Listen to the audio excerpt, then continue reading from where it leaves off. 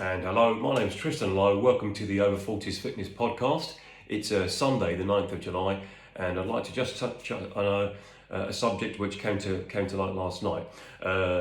Yesterday evening, some close friends of mine, we all met up. We're all in our mid-40s to early 50s.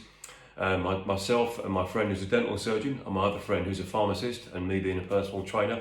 We're all professional men. We all got together to have a rare night out on a warm July summer evening, and we were sat down enjoying a cold beer, which is a bit of a treat, a rare treat, but we all enjoyed it.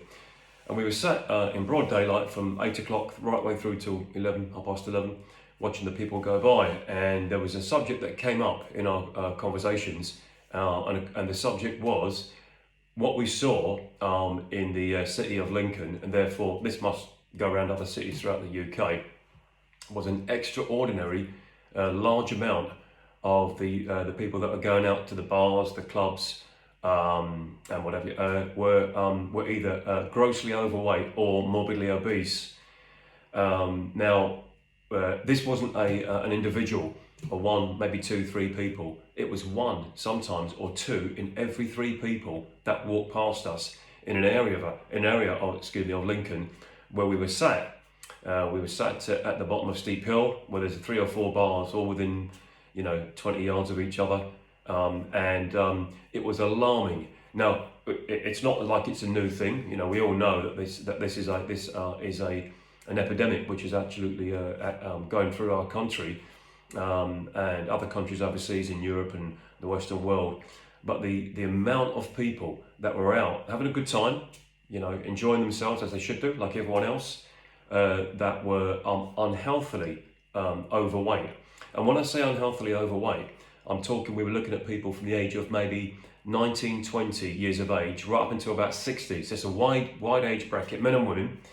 And in my line of work, I've got a pretty good idea as a professional, the level, the amount of someone's body weight. And what goes with that would be the body fat levels. And I was seeing people, men, the age of, as I say, about 18, 19, all the way up to 60, and some of them were 20 to 23 stone. They were morbidly obese. They were so unhealthily fat, and they were all stood within 2 feet of us as well. They were sweating. Their mouths was always open while they were out. I'm not talking drinking or talking with their friends, just like everyone else. They're just standing there. And it was not something that was a shock to me, but what is something that we should take into account is that when we see so much of it in a short space of time, you can't ignore it. It was almost last night, that the norm is to be unhealthily overweight. That seemed to be more normal than to not be unhealthily overweight. I saw women that were out again in 2s, 3s, 4s, with their friends, again having a great time, and as they should do on a Saturday night. But some of the women that I was stood anything from 10 yards from, some of them were weighing in at least 200 to 250 pounds. Okay, there were women out last night that were just on visible, and again, this is my expertise and my eye that tells me this. Some of the women that were out last night weighed at least 21 to 22 stone. There was a couple there I thought were touching 23, 24 stone. A woman out last night who was under 13 stone would still look and be unhealthily overweight, but they looked light or almost thin compared to the other women. There were so many people out last night that were, overweight, unhealthily overweight, obese, morbidly obese. Now, this didn't happen by accident. The men and women that I saw out last night in Lincoln that's not an accident. It didn't happen the day before. They didn't put on 5, 6, 10 stone of excess fat overnight. That would have been a poor decisions made over and over again on an hourly, daily, weekly, monthly, yearly basis. In order to put on so much weight, for a woman of 5'6", 5'7", to eat her way in calories and not exercise, to eat her way and not burn enough calories off, that's something that is bordering on deliberate. Okay, again, it's not by accident, so therefore it's either deliberate or it is a chronically bad decision. Chronic bad decisions, chronic meaning long term. A habit is set in. So I saw some guys out last night, and just on site, we're talking from up to 30, 40 yards away. They are extraordinarily obese. They must have body fat levels of 50% to 60%. And yet there they are out in town, drinking as much alcohol as they can. And again, I had a few beers last night, tasted great, had a good time. But I looked around and that conversation came up with my friends and I. Yes, it was a light-hearted conversation. The conversation only lasted 2-3 minutes out of the whole 4 or 5 hour night. But what we're seeing now is a problem that is swept through our country, England and the UK. I would say definitely over the last 20 years. It's been around for longer than that, but with the advent of marketing, bad food, alcohol, junk food, processed food, with the advent of systematic marketing of that it's okay and it's almost cool or it's okay or it's acceptable to be unhealthy. Yeah, we're seeing more and more of this on social media pages. We're seeing more and more of it on television, especially domestic television or terrestrial television, your BBCs and your Channel 4s and your ITVs, and that has now spread into streaming services as well, where this almost unhealthily championing of people that are unhealthily overweight is not a good thing. That is actually, over a space of time, that is something that is deliberately done by marketing companies to get children at the very least, or teenagers hooked on junk food, because the junk food with the salt content, the fat content, the sugar content is designed to get them hooked on it. It's not designed to get you healthy. It's designed, manufactured and distributed for people to make poor decisions with the nutrition over and over again. Now, yes, it's a free world. Yes, people should be able to eat what they want, think how they want, behave how they want, and I'm fully in agreement with that. But when it comes to health, there are zero, not 1%, not 2%. There are zero benefits to being unhealthy. There's anyone who would try to convince us on television, on the radio, in movies, that it's cool, hip, trendy, or okay, or even fun to be unhealthily overweight. That person or the establishment or the manufacturers or the advertising companies that try and convince us that it's good to be overweight are doing a disservice to us. They're putting a strain on the NHS, they're putting a strain on the workplace, they're putting a strain on families and friends, they're putting a strain on parents, dual parents, single parents, they're putting a strain on forward thinking, on people thinking academically or intelligently or emotionally intelligently. Yeah, granted, there probably wasn't too many people out last night thinking with academic intelligence or emotional intelligence. We're all out having a good time, enjoying ourselves in the sun, having a beer or a glass of wine or whatever.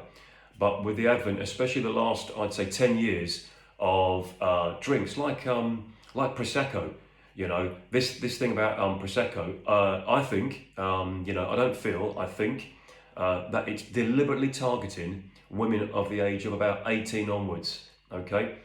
Dental surgeons are inundated with more work now because the amount of women in their early 20s up to late 40s possibly with tooth decay, and they can almost put it down to this thing about drinking cheap Prosecco. And they used to drink it outside on an evening out or social do's, and now it's becoming the norm to drink it in the house. So not only does those poor calories, that sugar, add body fat and visceral fat and body weight, but what it also does, it's guaranteed to destroy your teeth as well. So, historically, from probably certainly post prohibition, but I'd say probably from the 70s onwards, us men, we've always enjoyed a beer, always enjoyed wine or another form of liquor, spirits, anything like that. But now there's a push as well, and it has been around for longer. I'm just picking up on it now. there has been a push to get young girls or young women hooked on alcohol. Remember, the manufacturers, advertising companies, distributors of booze, alcohol, the sole purpose is to get us hooked on it, okay? Because it's not to get us healthy and to turn us off it, it's the exact opposite. I sometimes it can be a case of when you're in a, if you look at geography of the country, if you went on the internet and researched historically, financially, geographically, the poorest areas, the low-income areas in the UK, you'll ordinarily see higher levels of obesity in those areas, and that's because there's lower standards of education, there's unemployment, underage pregnancy, and only a couple of weeks back, I went out to the beach, the seaside, call it the seaside, glorious Lincolnshire, to Mablethorpe, and for the 4 or 5 hours we were there, we were surrounded again by an extraordinary amount of obese or morbidly obese people. Now, remember, obesity, there's discussion on this. Is it a disease or is it a symptom? I actually personally think it's both, right? Although physicians and doctors will look at it as a symptom, okay? And others would say the first thing that comes to mind is that it's a disease. So let's just take into account that at the moment, especially in the last 3 years since the lockdowns, I have personally, in my line of work and socially, come across that many people who said they added 14, 21, 28 pounds of excess weight, and it's not muscle, it's fat and some water during the lockdown. Well, that was 3 years ago. That wasn't yesterday or last week or early this year in 2023 or even 2022 or 2021. The lockdown was in March 2020, if my history is correct. So here we are now, 3 years and change, 3.5 years later, whatever it is, and I'm still hearing, oh, I put this weight on in lockdown. Now, I can understand why some people, if they've worked from home, lost their jobs, had trauma at work, trauma at home, then they might have gone and looked for something to soften the blow, to ease the pain, to soothe personal grief. And sometimes it's alcohol, it could be pharmaceutical drugs, it could be recreational drugs, it could be all of those, and or junk food as well, or processed food. And yet what we're seeing now, 3 years later, is a clear and visible and tangible result of what happened 3 years ago. But remember, there was an obesity epidemic in the UK way before the lockdown period in March 2020, whenever it was. So it was already there. It's now got even worse, and it's carried on. If you can't turn on the TV nowadays, where every time on terrestrial TV or on YouTube, there's an advert promoting unhealthy living. There's an advert promoting somebody jumping around, dancing, smiling, acting all jovial, for want of a better word, because they've got their hands on junk food. They've got their hands on Deliveroo or Just Eat. Yeah, you can walk through any major city centre now or a town, and every 3 seconds, in one direction or another, across that town or city, somebody is on a push bike, scooter, motorbike, or in a car, delivering junk food, highly processed, highly addictive food to someone's workplace or someone's home. Okay, everything in moderation. Yeah, it's okay to, once a month have a treat like that. If you can consider it a treat. It's actually not a treat because it's treating your body poorly. But let's just call it a slip. It's okay to do it once in a while. But now, again, with the advent of, and this also, I've done some research into this, which we'll talk about another time as well. This mentality of championing and promoting poor health has now drip-fed into schools, colleges and universities. I know this because I've done enough research into it, and again, I'm going to touch on this at another point. What we're seeing are more and more people that have got some degrees of influence over other people. Quite often, they are physically unhealthy. Yeah, and that used to be, people used to talk about the phrase, fat cats. People that were in business and in banking in the cities, back in the 70s, 80s, and probably even early 90s. Well, that's the last of the problem now. being unhealthily overweight has now got spread across to every other workplace. It's spread across to colleges, schools, universities, and often if you were to go to your local university, school or college and look around, and they don't always have to be in low income areas, they can be in middle income areas as well. Often you'll see people that have got influence over your colleagues, friends, family or children, and those people are physically unhealthy. They are unhealthily overweight. What we're seeing now is in city centres and high streets as well. You'll go past shops, clothes shops, and men's clothes shops, women's clothes shops, joint, and what we'll see is adverts that are deliberately put in front of the clothes shop to convince young women or young men that it's okay to be XL, double XL, triple XL, quadruple XL size clothing, like we saw in America from the 70s onwards. That's now spread to our to the UK as well. Again, and it's not a touchy subject. You know, it shouldn't be a touchy subject. It shouldn't be something that should not be discussed. In the same way that someone should be able to discuss people that are hooked on recreational drugs, on pharmaceuticals, on cigarettes, on smoking, on vaping. That shouldn't be a subject that's not to be broached. So the subject that I'm talking about today is, remember, there are zero benefits, to being unhealthily overweight. In the same way there are zero benefits to being unhealthily underweight, but we're not seeing that. What I am seeing is what I saw last night.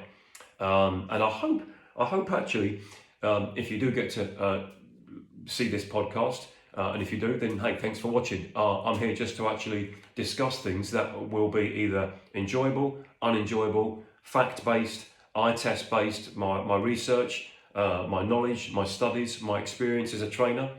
Yeah. So granted, we're not all built the same. We've got different body types, different body shapes. We've got different genetics. We come from different countries, different cultures. We have different levels of academic intelligence, emotional intelligence. We have different friends, family circles, demographics, where we live as well. All those things. What we have all got though is access to information. Certainly in the UK. You know, maybe not in some other countries. I travelled to the Himalayas in Nepal last year, and I saw people in mountains with mobile phones with the internet on it, between 10 and 16, 17,000 feet up, and they had access to information. So we've got access to information, yeah, and what we're seeing is the information about how to look after your body. Whilst there's a lot of it out there, there's a lot to see. You know, no one should be held back and have knowledge and science-based information withheld from them. So if you're listening to this or you're watching this podcast, feel free to like, comment and share, or feel free to not like and comment. So all I would suggest is that if you want a better, healthier life at work, at home, rest and play, okay, and you are unhealthily overweight, start doing something about it tomorrow. Don't wait until the end of summer. Don't wait until Christmas, or don't wait until January the 1st, this new year, new me thing, okay? Ordinarily, people that do that don't actually do it. They think of a reason at that time to put it off. Yeah, surround yourself with fit, healthy people. Yeah, and if you're in a position where you think that you'd like to get healthy, you'd like to get fitter. We're not talking about becoming a great athlete or a sports person. We're talking about just losing excess body fat that's putting a strain on your nervous system, your circulatory system, your respiratory system, your musculoskeletal system, your bones, ligaments, tendons, you know, on your heart rate. If you're unhealthily overweight and that is affecting your health, and also it affecting the ones that you like, love and work with, because it can actually have a knock-on effect to other people being unhealthy. If you're one of those, if you're in that position at the moment, don't despair. There's something you can do about it. And the first thing you can do is admit that you've got a problem and that you'd like to do something about it. That is one of the biggest stumbling blocks, because we're bombarded with stuff on social media to try and convince us otherwise. Yep. Okay, so my advice is find one or two close friends, family members, work colleagues, neighbours who are at the very least, from the eye test, aesthetically, they are fit and healthy. Go and ask them something. Ask them how they keep themselves in good shape.